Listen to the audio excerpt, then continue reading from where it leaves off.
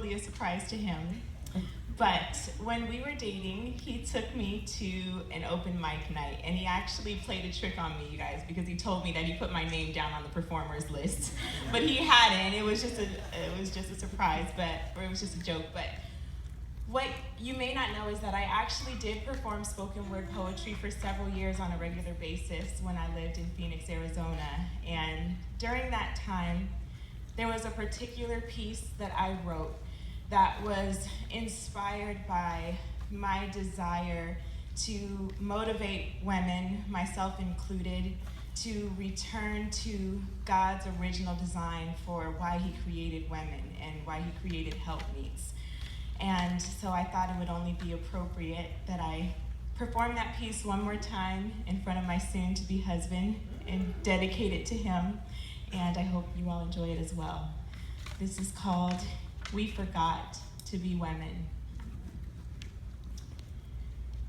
There was order that was set into place, as fixed as the stars that are etched in outer space.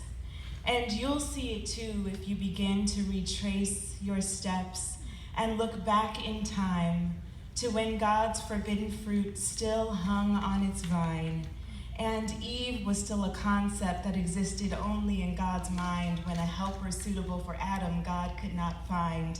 So he created woman, strong, beautiful, helpmeet, woman, kind, companion, dignified woman. But fast forward to the 21st century, and I think some women are still trying to eat from that forbidden tree because we buy into the lie that the world doesn't need order to survive. We traded our lace for briefcases and burned our bras. We wore a rebellious attitude like a banner instead of a flaw. We turned our backs on Adam and said, I don't need him at all because I'm an independent woman. Don't try and stop me.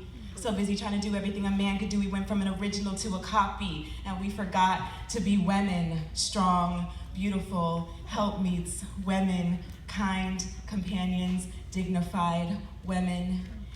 And I think sometimes we rebel because we've been hurt. And after all that we've been through with men, we start to treat men like dirt. I too have experienced the lies, the pain, emotional abuse, the trials, the tribulations, the betrayal, but it's still no excuse to treat every other man like he's gonna be a copy of the last one. Because truthfully, there's still a whole lot of men out there who are trying to act like God's son. And I refuse to be the woman who, as soon as I get one, punishes him for all the past mistakes before he even makes one. I think we forgot that femininity is a blessing, like Queen Esther gently entreating the king when no one else could address him. But we thought the word submission was synonymous with oppression, forgetting that God's principles were designed for our protection. We were made to stand with men, not fight against them, and we begin to lose our power the first day we reject them. But now the truth is there are still a whole lot of men out there who aren't even worth your time, so to them just say, God bless your brother, but thank God you're not mine.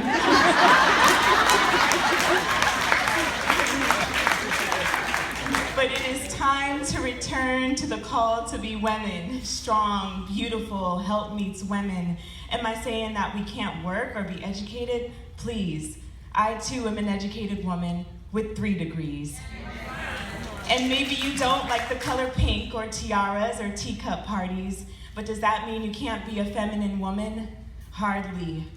The key is to remember that God did create men and women to be distinct, and embracing our femininity is a whole lot more powerful than we think. It's about the inner beauty of a gentle and quiet spirit. And that may not be what our natural personality is, but that's the Bible even when we don't want to hear it. We inspire with our beauty. We speak life in what we say. And under the influence of our gentle wisdom, hardness washes away. And we uplift men, support men, stand by men, women, encourage men, pray for men, respect men, women, love men, honor men, but don't try to be men, women, not doormats, not brain dead, not airheads, but women, strong, beautiful, helpmeets, women. Let's return to the call to be women, kind, companions, dignified women.